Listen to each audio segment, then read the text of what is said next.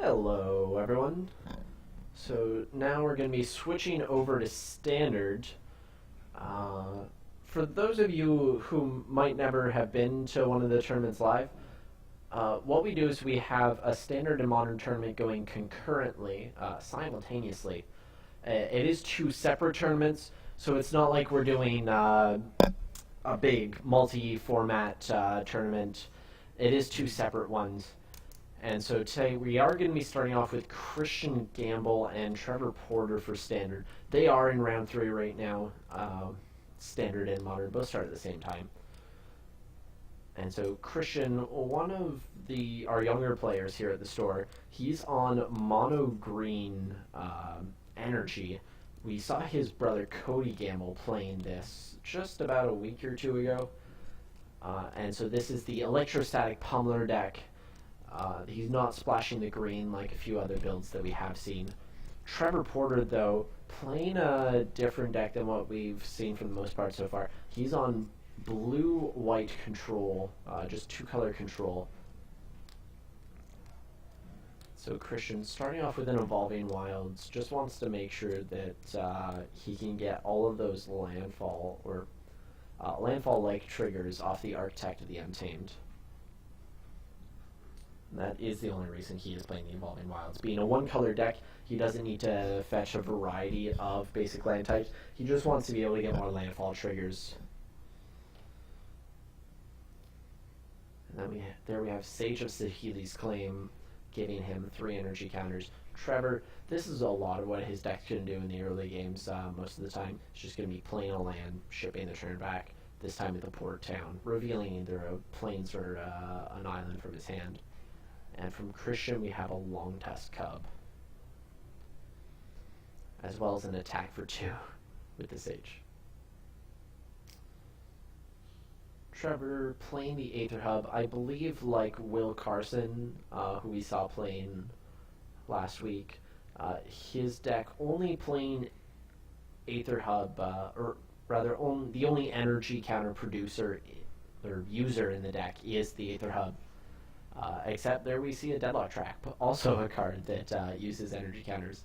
I'll throw it up here. Deadlock Trap.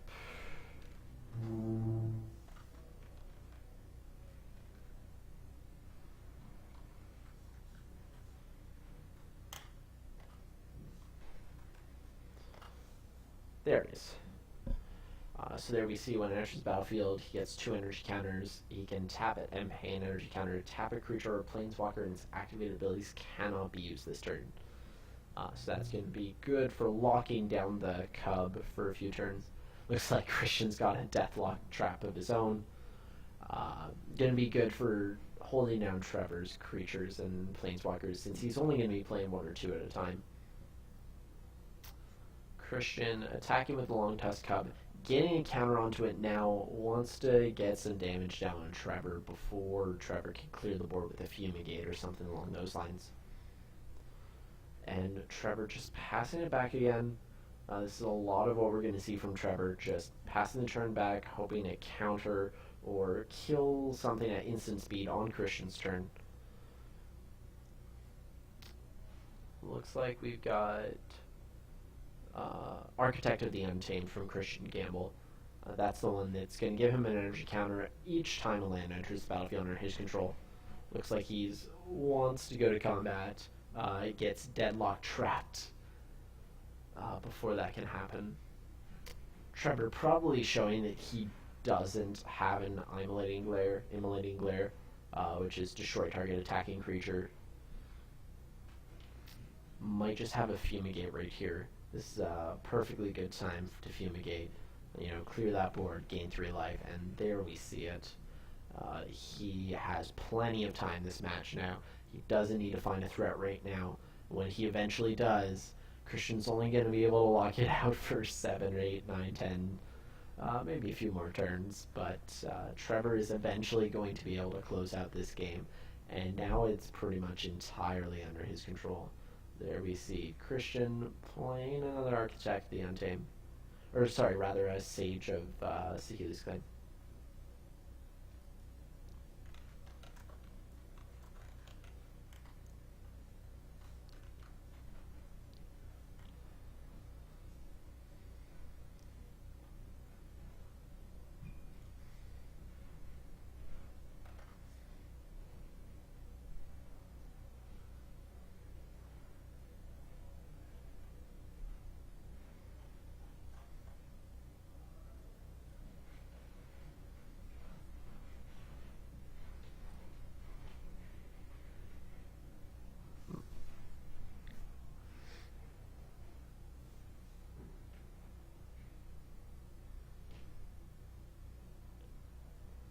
Alright, Christian just making a lot more energy. Trevor just playing more lands. Looks like he avoids another Architect the Untamed. Cast and Anticipate on Christian's turn. Sorry about the silence there. Was a bit focused on our systems and the tournament going on. So there we see Trevor found a card he likes. He's going to draw a card for his turn.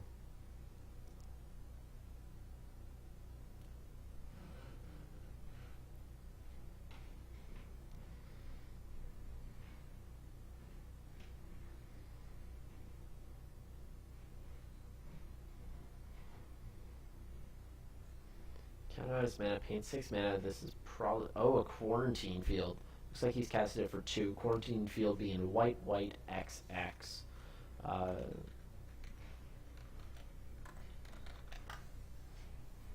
There we have it there. It's going to be able to exile any 2 non-land permanents.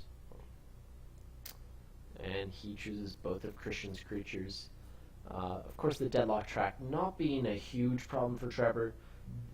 Like I said, his game plan is to wait until the very late in the game before ever casting his threats. And when they do resolve, they're going to be relatively unopposed. He's going to be able to just squeeze the life out of Christian very slowly. He's not going to have to attack with it every turn as soon as he can.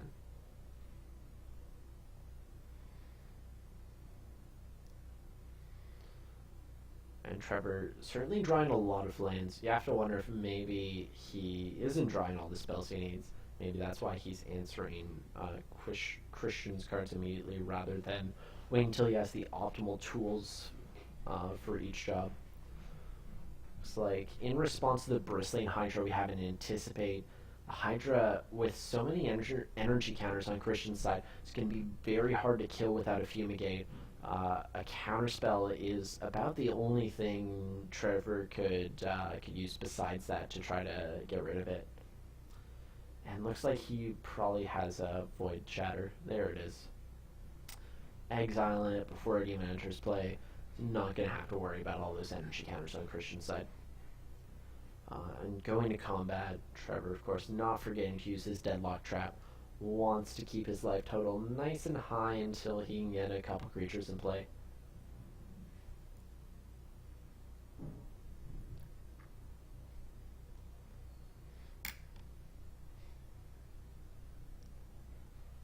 So much land on Trevor's side. You have to imagine he can cast any spell in his deck. At this point, he's just waiting to top deck a Torrential Gearhulk, or maybe a Dovin Bond, a Gideon. He certainly would very much appreciate to have a Planeswalker or a creature of some sort. Something just to force Christian to start using his Deadlock Trap and going down on those counters each turn. And Trevor going down to 12. It's not in any risk of dying immediately. Of course, that Architect the Untamed that Christian just resolved, it's going to be able to do a lot of work. We saw Cody Gamble, Christian's brother, the past 2 weeks. He's been making 6/6 Beast artifact tokens with that Architect. And now we see, in response to the activation, Deadlock Trap just... I think I'm going to have to ask the players to stop right there. Just 1 second there. I will be right back. Just a rules issue here.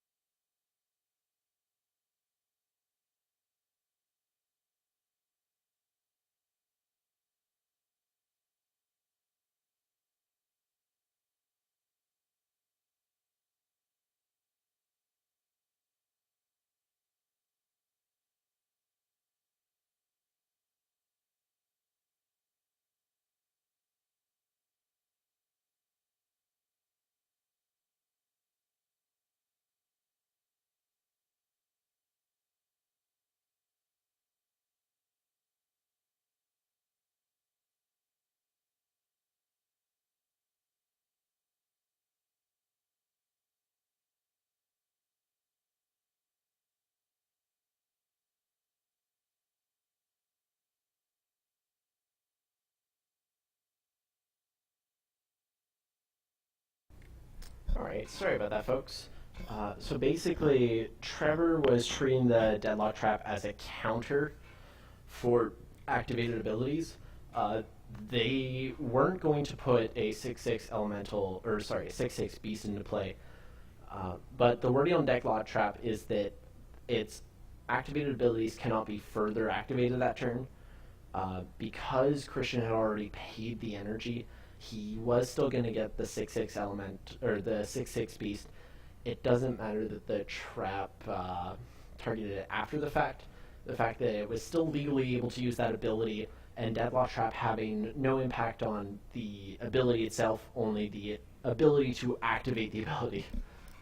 Um, so there, Christian has a very potent attacker in the form of that 6/6. Trevor's gonna keep it tapped down with the Deadlock Trap for now. But now Christian gets to start attacking. Probably an immolating glare there from Trevor, taking out that beast token. That being said, Christian's just one energy away from being able to use it again.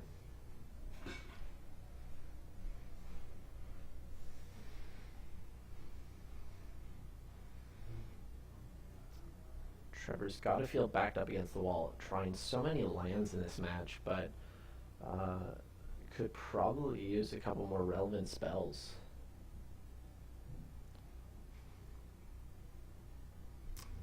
And just shipping the turn back. Christian, almost anything is live here, whether he draws another creature, another land so he can make another 6/6. He just has so many live draws in this game. And got one of them just in the form of a land. He's going to be able to attack. Wait until Trevor has... Oh, just 1 second there, folks.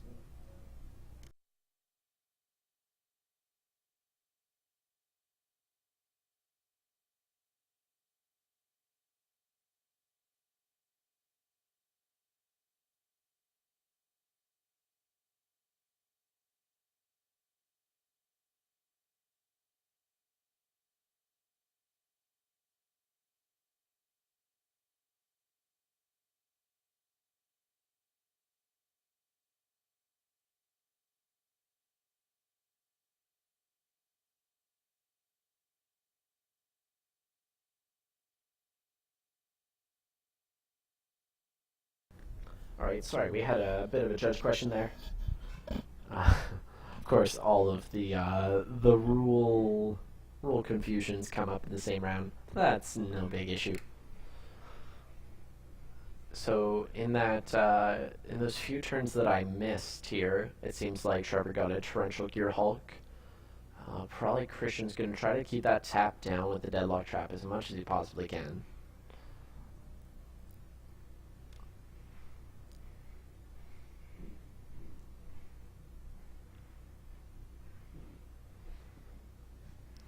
Looks like he's paying 4 mana now. Might be a Glimmer of Genius. Oh, Dovan Bond. Might be even better there. He's going to be able to just completely reduce Christian's creature's power. Going to make sure that he can't attack it anymore.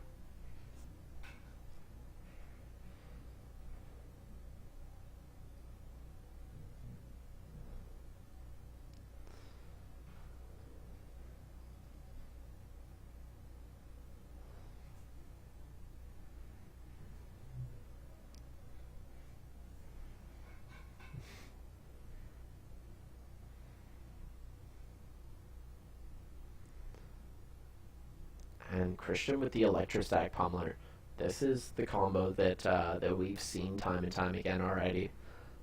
Electrostatic Pummeler being a 1/1 for 3 mana. It makes 3 energy when it comes into play. Pay 3 energy at any time, give it +X/+X, where X is its current power. And so just one casting of Larger Than Life, which will give it +4/+4 in trample, 2 activations by paying energy counters. It's going to become a 20/20 trample, which is going to be very scary. Although right now, just anything that Cody can do to give it trample at all, just make it go for the Gear Hulk, is going to make it very scary for Trevor. Looks like Cody's trying to go to combat. Trevor making sure that pummeler is not going to be able to attack. Trevor looks like maybe thinking about using the deadlock trap.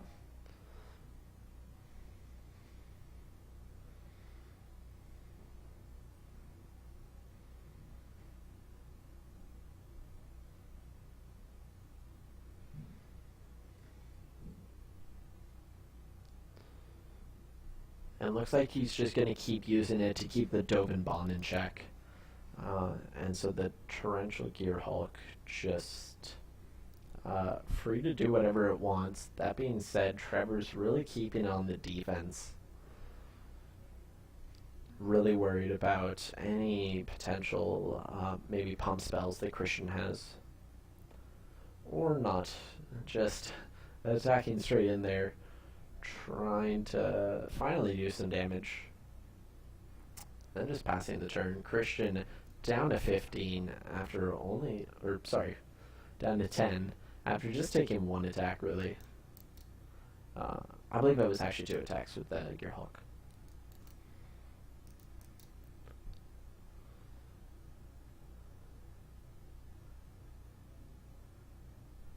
Deadlock track just tapping down the Sage. Looks like Trevor maybe having some removal spell to deal with the pummeler. That being said, Christian could very well have drawn a Blossoming Defense, which would give it +2/+2 and Hexproof. Certainly could be capable of doing lethal damage to Trevor this turn. We'll have to see how it goes. That being said, Christian can't be the one who starts off with the pump spell. He has to wait for Trevor to try to kill the pummeler and then cast the Blossoming Defense. Oh, there we have Blessed Alliance, forcing Christian to sacrifice a creature with an attacking creature, as well as gain himself 4 life. Just huge right there. And pulling himself well and firmly in the lead of this game. Christian keeping the Dovin Bomb tapped down, but okay, looks like he's going to change his mind. He is going to tap down the Gearhulk.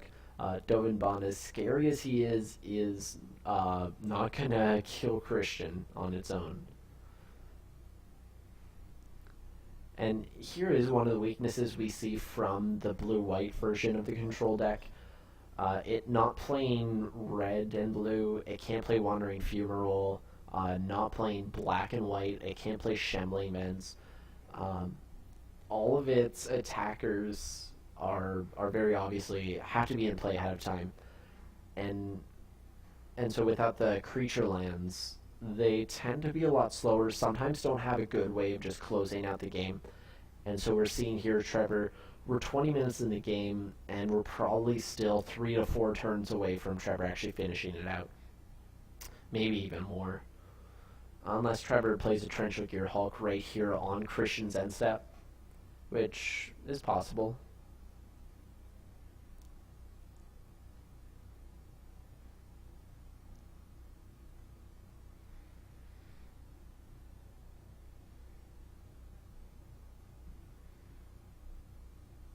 So we see a long test cut from Christian.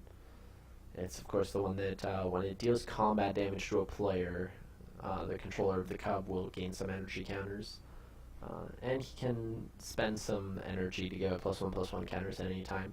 Looks like Trevor did in fact have the Gearhulk. Looks like he's going to cast it with the cub on his stack. He's going to cast Void Shatter and counter that cub. Now Christian can only tap down one of the Gearhulks. That means that one of them will be able to attack. Christian could block it and stay at 10, but he is not. Things are not looking good for him. He's going to be dead within just a few turns, probably. Hero players basically just going through the motions. Trevor drawing.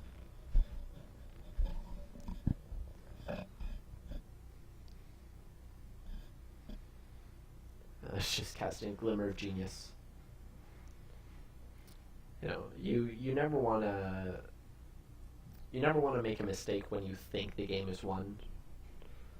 Of course, part of playing a control deck is just playing slowly and methodically the whole way through until your opponent has either conceded or their life total is 0. And Trevor doing a very good job. Getting a bit more aggressive with the deadlock trap, tapping on Christian's creature just to make sure it can't block.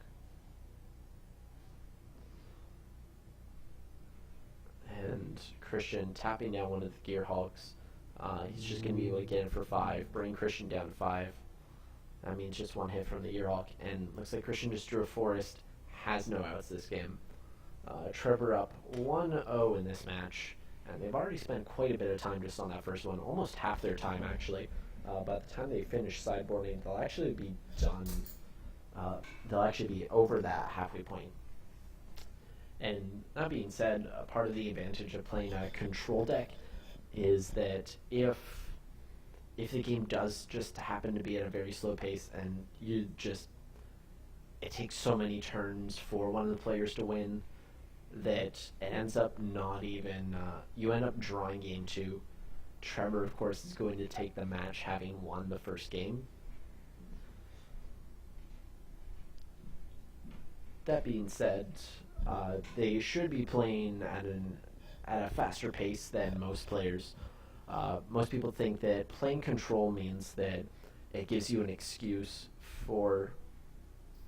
Alright, the players, of course, do have a 2-minute time extension for me stopping the match to point out Christian getting that 6/6 beast token. But part of playing a control deck, a lot of people think that just because you're playing control, it means that your decisions are more important, and so you're allowed to take more time with your turns. It's actually the opposite. Because your matches are going to go much longer, the rules of the game as far as slow play are concerned is that if a judge is looking at your match in a competitive event and they believe that you're not playing at a reasonable pace to finish the match within the time limit, they can ask you to please play faster. And so when you're playing a control deck, just because you have a lot of options, just because all the individual decisions are important, it doesn't give you an excuse to really slow down the pace. If anything, you have to play faster because it's going to take so many more turns for the game to finish. And so some control players out there, if you go to a competitive event, you're really going to want to do a lot of playtesting ahead of time. Make sure you understand your deck in and out. You don't want to be wasting any amount of time thinking over a decision that really shouldn't have to be thought over. You're going to get more draws than wins that you could have had, and really the potential to get a win is worth so much more than locking down a draw. And then of course you're risking slow play warnings, potentially getting game losses if that keeps up. It can be very dangerous to play a control deck in a competitive event if you don't know what you're doing. And so a lot of practice, going through the motions a lot, and just making sure that you're playing at a reasonable pace can really save you a lot of hassle when you're playing control. Looks like both players have finished sideboarding.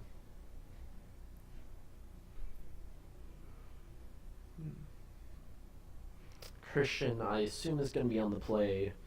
Trevor, not much disadvantage being on the draw over the play right now, especially in this matchup, I believe. Trevor's probably actually, if anything, happy being on the draw. Of course, Christian can get a very quick start, but with Trevor having Blessed Alliances, Immolating Glares, Fumigates, and Christian having no real way to give his creatures indestructible, I believe Trevor is going to have a big advantage in this match. And just having more spells in hand, more ways to deal with Christian's threats, is going to end up being good for Trevor. He's not going to be disappointed that he's a turn behind. There we see Trevor revealing the same island to the port town 2 turns in a row. He's got an Anticipate in his hand, probably just waiting for Christian to say his turn is over before casting it. And there we see the turn 3 pummeler with 6 energy counters currently there. So Christian, if he plays a larger than life on his next turn on the pummeler and then activates it twice, he could even leave up blossoming defense and be doing 20 damage to Trevor in just the one turn. Looks like Trevor just passing the turn straight back.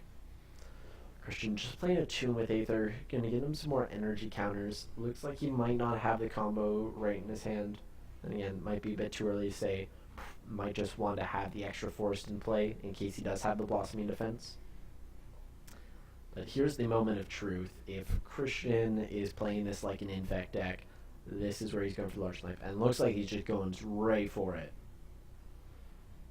Trevor here, if Christian has a blossoming defense, not even Blessed Alliance gets Trevor out of this. Of course, Christian attacking with both of his creatures. And it looks like we've got an Immolating Glare. If Christian... Oh, Christian does not have a blossoming defense. Oh, that is... that's a shame. Looks like Christian activated the pummeler once. Trevor maybe being a bit impatient. He probably could have waited for Christian to activate the pummeler one more time, so it would have prevented lethal before casting the Immolating Glare.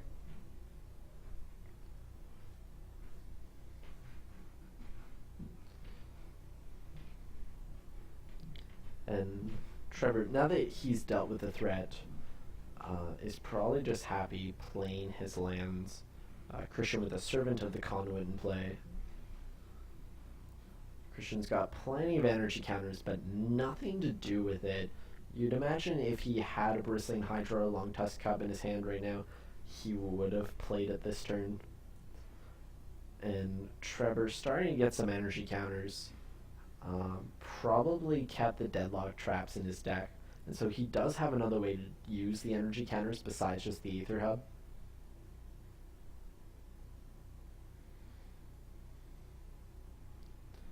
And taking advantage of the fact that Glimmer of Genius lets you scry 2 and then draw 2. Putting 1 on the bottom. And there's his 5th land. This wouldn't be a terrible spot to Fumigate. I don't know if I would use a Fumigate just to take out, was that 5 or 6 power worth of creatures? Certainly it is representing a clock on Trevor. He's going to have to deal with this soon. That being said, Blessed Alliance here, an Immolating Glare there. He's going to be just fine.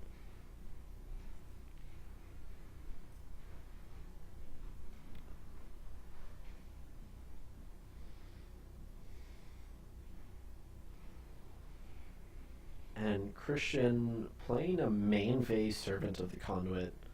Not quite sure what the advantage is there. Trevor being very aggressive, just Void Shattering it right now, does not want Christian to have too many creatures in play. I suppose Trevor definitely does not have a Fumigate.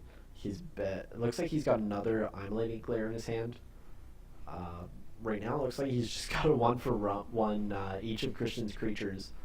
Hopefully he has a Torrential Gear Hulk, and he'll be able to... Oh, there we have a Fumigate. Looks like it was just drawn this turn, so gonna pad Trevor's life total down just a bit and make sure that Christian has to top deck all of his threats for the rest of the game. Ooh, there we have Architect the Untamed. How timely from Christian. Right after the board wipe, Christian's gonna be able to make that 6/6 on Trevor's end step and just make sure it dodges any potential board wipes. That being said, Trevor has both a Blessed Alliance and an Immolating Glare in his hand. Unless Christian draws a Blossoming Defense, both of his creatures might die this turn when they turn sideways.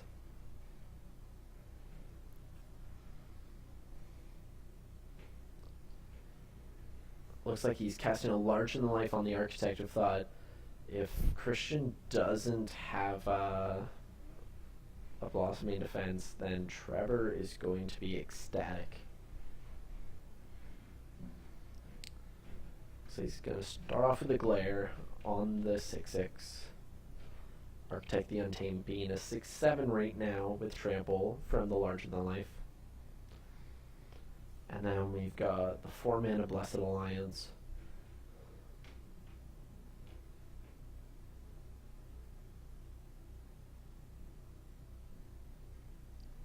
Looks like Trevor might have been a bit impatient. He might have cast the Blessed Alliance with the Glare on the stack.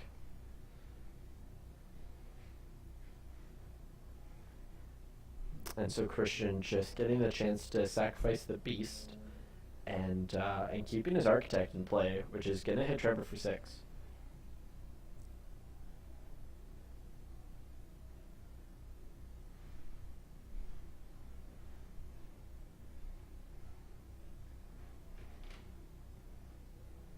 Alright, I'm just going to go check in on the players real quick. I will be right back.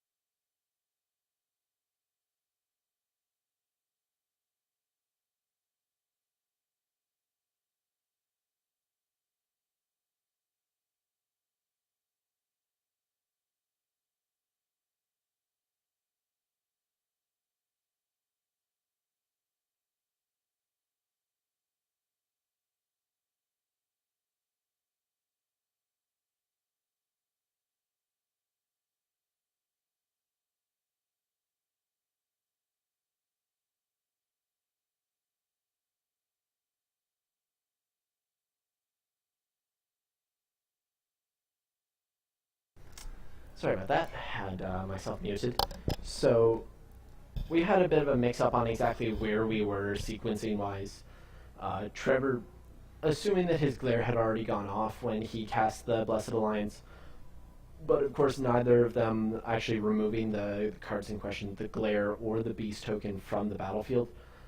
And so Christian, believing that Glare was still on the stack, just tried to cast the Beast to the Blessed Alliance.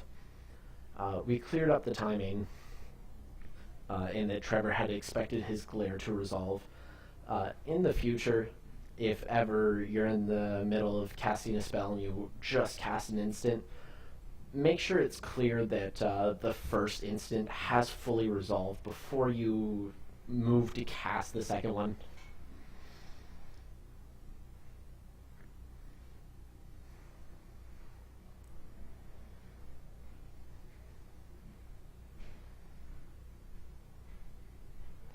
And there we have a Torrential Gearhulk from Trevor, flashing back the Glimmer of Genius. He's just getting so much card advantage, getting so many energy counters there for his Deadlock Trap. And this game probably going to get finished out within the next 4 turns. 4 set of turns, sorry. Trevor just going to be able to attack for 5 unopposed.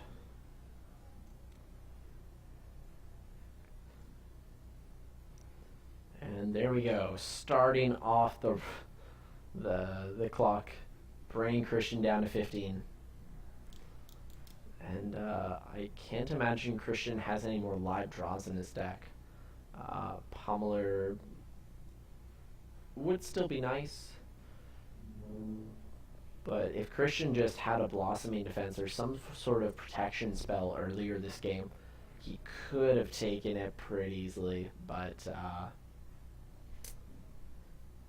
just not going his way right now.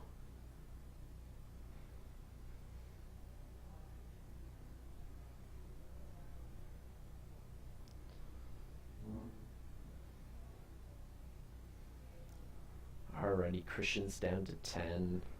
Trevor just sitting comfortable, just adjusting his lands, making sure they're arranged the way he wants them to be. Sorry about that. And even if Christian does get a creature in play, Trevor's just going to be able to tap it down. Yeah, looks like he's just got into it with Aether in a forest. Trevor's going to take it in 2, and